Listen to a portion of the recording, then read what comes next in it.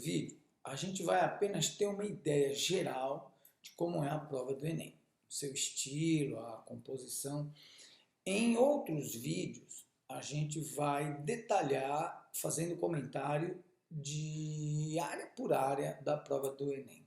Okay? A primeira coisa que a gente tem que conhecer da prova do Enem, que todo mundo deve saber, é que nós teremos 2 dias de prova. No primeiro dia, a gente faz a prova de Ciências da Natureza, Ciências Humanas, 45 questões de cada área de conhecimento, totalizando 90 em 4 horas e meia de duração. O segundo dia, ainda mais longo, serão 5 horas e meia de prova para resolver as questões de matemática, 45, linguagens também 45 questões e ainda compor uma redação. Dentro de Ciências da Natureza, a gente tem os conteúdos de Química, Física e Biologia. Em Ciências Humanas, História, Geografia, Filosofia e Sociologia. Em Linguagens, a gente tem Português e um idioma. São 5 questões apenas de um idioma, que pode ser inglês ou espanhol. E ainda lembrando que algum conteúdo de artes deverá aparecer tanto na prova de humanas como na prova de linguagens. Em termos de estilo, algumas características não podem ser esquecidas. Primeira, interdisciplinaridade. Isso é comum a todas as áreas de conhecimento. Toda prova do Enem, ela contempla esse quesito. Então é importante você ficar atento. Interdisciplinaridade significa você não vai encontrar uma questão apenas de um determinado conteúdo. Pode acontecer, mas é difícil. Você vai encontrar questões misturando o conteúdo de Química com o conteúdo de Física. E essa mistura, ela pode ser em diversos níveis. Pode ser que você só resolva a questão se souber os 2 conteúdos. Pode ser que apenas o tema toque em 2 ou 3 conteúdos, mas a solução da questão pode ser feita através de um único conteúdo, de um único raciocínio. E pode ainda ser uma questão que ela te dá alternativa. Você resolve ou por um conteúdo de Física ou por um conteúdo de Química, um exemplo. Né? Então a interdisciplinaridade ainda se apresenta de diversas maneiras, mas ela está sempre na prova do Enem. Então, para exemplificar, vou mostrar uma questão que foi desse último Enem 2014. Se você não conhece a questão, é um bom momento para você dar uma pausa no vídeo, ler a questão agora, que depois a gente vai comentar. Se você já conhece a questão, pode ver que é uma questão que envolve bastante conhecimento de Física e de Química. Veja, não precisamos nem ler a questão toda. Se você analisar aqui só as alternativas, a letra A fala maior pressão de vapor, ele quis dizer pressão máxima de vapor saturante. O Enem também de vez em quando dá essas mancadinhas. Bom, isso é um conteúdo que é visto tanto em Física quanto em Química. Eu acho que em Química se detalha mais, mas de qualquer maneira é um assunto das 2 áreas. Menor massa molecular, um conteúdo de Química. Maior compressibilidade, um conteúdo mais de Física. Trabalhando também na Química, mais menos.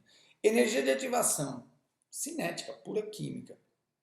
E menor capacidade calorífica, uma coisa muito mais física, muito mais trabalhada pelos professores de Física do que pelos professores de Química. Então você vê que se não conhecer bem os conceitos das 2 áreas de conhecimento, né, da Física e da Química, a questão se torna mais difícil. Então essa é uma questão de interdisciplinaridade, onde você tem que realmente resolver se souber os 2 conceitos.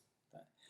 Tem uma outra questão que eu gostaria de comentar, deste Enem 2014, que já aí mistura questões de áreas distintas da biologia e da química. Então, de novo, se você não conhece a questão, dá uma pausa e dá uma lida.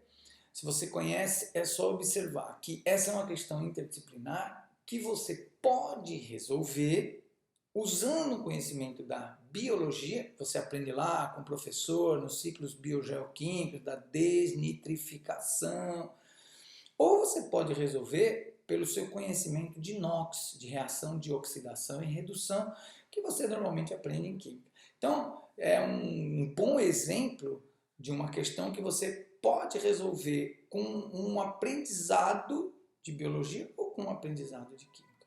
Tá? Então, ela não é uma interdisciplinar que você é obrigado a saber as duas áreas. Certo? Então, é interessante. Outra característica muito importante da prova do Enem é a contextualização.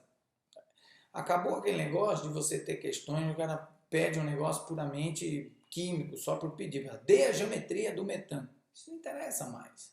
Interessa saber o que essa geometria vai trazer de importância para a gente concluir alguma coisa, para a gente poder saber o seu uso, a sua aplicação, como fonte ou como poluente. Então, é isso o que a gente vê como importante no Enem. Então, contextualização. Na minha opinião, isso não muda muito a forma de estudar do aluno. Não, porque ele sabendo química, quando ele vai fazer uma questão, ela está com um texto lá, ele vai ter que ler tudinho, vai inserir essa questão no seu conhecimento, na sua ideia cotidiana e tal. Mas se ele souber fazer a questão de química, isso muda pouco. Agora, o legal disso, e que eu defendo, é que a contextualização vai trazer para o aluno um aprendizado mais gostoso, ele vai querer entender daquele assunto, porque ele vê que aquilo é aplicado no seu dia a dia, né? Então é bem interessante vocês compreenderem que essa é a forma de se cobrar. Então, dificilmente tem uma questão do Enem nua e crua, como a gente tinha antigamente nos vestibulares tradicionais. Então, esse é um exemplo, né? Eles poderiam muito bem simplesmente fazer como antigamente o pessoal fazia, colocar uma molécula lá, em forma estrutural imensa, perguntando quantos carbonos quirais tinha na cadeia, conteúdo aí de isomeriótica. Bacana, essa é uma pergunta certa. Mas não, eles criaram uma questão que trouxe, né, aquele exemplo clássico, todo mundo conhece, da talidomida, como um remédio que tinha um problema, porque tinham 2 isômeros óticos. E é muito bacana você entender que é importante você saber isomeria ótica, porque isso pode diferenciar um remédio de um veneno. Então é interessante você observar. Outra coisa curiosa, diga-se de passagem, dessa questão é, olha como eles são atualizados. A nomenclatura utilizada para a isomeria ótica é a nomenclatura já do RS, o Rectus e Sinistro, né? Que é uma proposição nova para a nomenclatura de atividade ótica. Né? Então é bem interessante vocês irem compreendendo essas coisas que a prova do Enem vai mostrando para vocês já irem se situando aí no seu preparo. Tá? Então, um outro exemplo de questão contextualizada, questão não muito complicada, uma questão simples. Se você pegar aí a essência dela, 2 equações, uma questão de estequiometria, ele dá uma massa, pede uma massa, sei lá, uma coisa extremamente simples. Um negócio, um cálculo estequiométrico direto, mas ele vai explicar o quanto isso é importante em termos de química ambiental. E aí, legal observar, tá aqui, ó, Colin Bird, né, de química ambiental, uma referência interessante. Coincidentemente, eu tenho ele aqui na minha prateleira, o Colin Bird, que é um livro bem interessante para essa área da química ambiental. Em resumo, a prova do Enem é muito cansativa. Você vai literalmente se arrastar nos últimos momentos da realização destas provas. Com isso vem também a pressão do tempo. Lembre-se que você vai ter muita dificuldade de administrar este fator. Porque se você corre demais, você não tem tempo de analisar direitinho as questões, pode estar perdendo ponto. E se você acha que tem muito tempo e vai devagarzinho, pode no final não ter tempo de analisar as últimas questões. Então é um fator complicadíssimo. Sem falar a dúvida que a gente tem com relação ao programa. É um programa, vamos dizer assim, bastante nebuloso, não é uma coisa clara. A gente tem o que a gente chama de matriz, o Enem, o INEP propôs uma matriz, chamada matriz do Enem, vocês precisam conhecer antes de se inscrever no concurso. Então, as áreas de conhecimento, então, ciências da natureza, ciências humanas, etc., foram divididas 2 vezes, de 2 maneiras diferentes. Tudo está lá na matriz do Enem. Então, tudo que a gente tem que estudar para o Enem, ele pode ser dividido pelo critério dos objetos de conhecimento, né, uma divisão um pouco mais clássica, e por habilidades, competências. Então, é muito importante que antes de começar o seu trabalho de preparação para o Enem, no ano que você vai fazer o vestibular do Enem, você conhecer bem direitinho essa matriz e essa divisão. Então, a primeira divisão de todo o conteúdo de uma área de conhecimento é feita através do que eles chamaram competências e habilidades. Então, na linguagem do Enem, para que fique bem claro, um conjunto de habilidades compõe uma competência e um conjunto de competências compõe uma área de conhecimento. Depois eu vou mostrar a matriz do Enem, a gente vai comentar com mais detalhe. Não satisfeitos, fizeram uma outra divisão. A divisão por objetos de conhecimento. Então, o que é um objeto de conhecimento? Objeto de conhecimento é uma parte, aí eles lembram um pouquinho a divisão clássica, tem a química separadinha da física, da biologia, embora tenha algumas misturas, né, algumas interdisciplinaridades, mas é isso. Então, quando você pega uma questão do Enem, ela normalmente contempla uma ou mais habilidades e um ou mais objetos de conhecimento daquela área de conhecimento. Vamos dar uma olhada na matriz. Está aqui a matriz de referência Enem. Então você começa pelos chamados eixos cognitivos. Isso daqui não convém a gente detalhar agora, que não é objeto do vídeo, mas é importante entender. E aí vocês começam com as referências aí de linguagem às suas competências. Então vamos lá. Para dar só um exemplo, a competência 1 de linguagens é aplicar as tecnologias da comunicação e da informação na escola, no trabalho e em outros contextos relevantes para a sua vida. Então, essas habilidades, essas 4, esse conjunto forma essa competência. Quando você fica lá sabendo, a competência número tal, não sei o que eles comentam, não está com índice muito bom de acerto. Então, competências são essas habilidades aqui. Ok? Então, você termina, você vai baixando, vai vendo todas as competências, as habilidades, depois vem o pessoal de matemática, eu passei aqui, matemática, competência 1, construir significado, blá, blá, blá. Aí depois baixou, aqui você vê a referência para ciências da natureza, depois humanas, e aí quando a gente pensa que acabou, vem o anexo, que vem o que? Os objetos de conhecimento. Então aí eu vou usar como exemplo a de natureza, que eu compreendo mais, e está aqui. Aqui é dividido. O item 3, que é ciência da natureza e suas tecnologias, já começa aí com uma divisão clássica. 3.1, física. Física. Conceitos básicos e fundamentais. Então aí você tem as áreas de conhecimento divididas nos objetos de conhecimento. Então de química, o primeiro é transformações químicas, depois representação, então esse é o caminho que eles usam para compor uma questão que cobre esta ou aquela habilidade, este ou aquele objeto de conhecimento. É matriz porque eles ficam cruzando essas coisas. Eu quero esta habilidade com aquele objeto de conhecimento, agora eu quero esta habilidade com aquele objeto. Isso que chama de matriz. Então, para ficar claro, vou dar um exemplo com uma questão. Vamos pegar aqui uma questão da prova de 2015. Aquela questão, a mesma coisa de sempre. Se você conhece a questão, beleza. Se não, dá uma pausa e ler a questão para entender a avaliação que nós vamos fazer.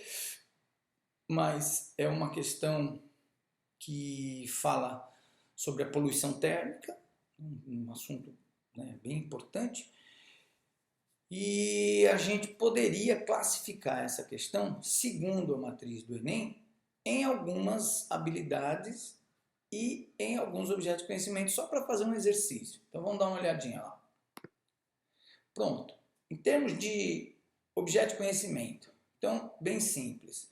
Se a gente procurar aqui, uma das primeiras coisas que a gente vê aqui, transformações químicas e energia. Você vai ter aqui os conceitos fundamentais da radioatividade, reações de fissão e fusão nuclear, que estão envolvidas naquela questão. De forma indireta, mas estão.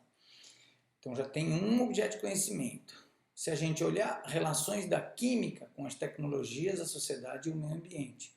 Sem dúvida, poluição e tratamento de água, poluição atmosférica, contaminação e proteção do ambiente, isso daí por conta de um recurso energético. E energias químicas no cotidiano, porque a gente vê aqui energia nuclear. Então esse daí é um objeto de conhecimento que foi contemplado. Então nós temos em uma questão, na minha avaliação, 3 objetos de conhecimento, todos 3 da área da química, que estão sendo contemplados. Agora, vamos ver as habilidades. Habilidade 8. Identificar etapas em processos de obtenção, transformação, utilização ou reciclagem de recursos naturais, energéticos ou matérias-primas, considerando o processo biológico, químico ou físico nele envolvido. Então, tocou nessa habilidade. Se a gente olhar a habilidade 10, analisar perturbações ambientais, indicando fontes, transportes e ou destino dos poluentes, ou prevendo efeitos em sistemas naturais, produtivos ou sociais. Na verdade, a questão é isso, ela pede uma análise. Você tem que localizar, dentro daquilo que foi apresentado, onde está o problema. Ainda, a habilidade 22, compreender fenômenos decorrentes da interação entre a radiação e a matéria em suas manifestações, em processos naturais ou tecnológicos, ou em suas implicações biológicas, sociais, econômicas ou ambientais. Contemplou esse ponto também. E a habilidade 26, avaliar implicações sociais, ambientais e econômicas na produção ou no consumo de recursos energéticos ou minerais, identificando transformações químicas ou energias envolvidas neste processo. Então, não é bem uma transformação química, mas é energia envolvida no processo, então contemplou. Quer dizer, uma questão contemplou 3 objetos de conhecimento e 4 habilidades, na minha avaliação. Claro que é uma coisa que cada um pode ter uma visão um pouquinho diferente, isso aí é um pouco aberto. Bom, como ideia geral, é isso. Depois a gente vê um comentário de cada área de conhecimento, cada prova de forma específica, bem mais detalhe.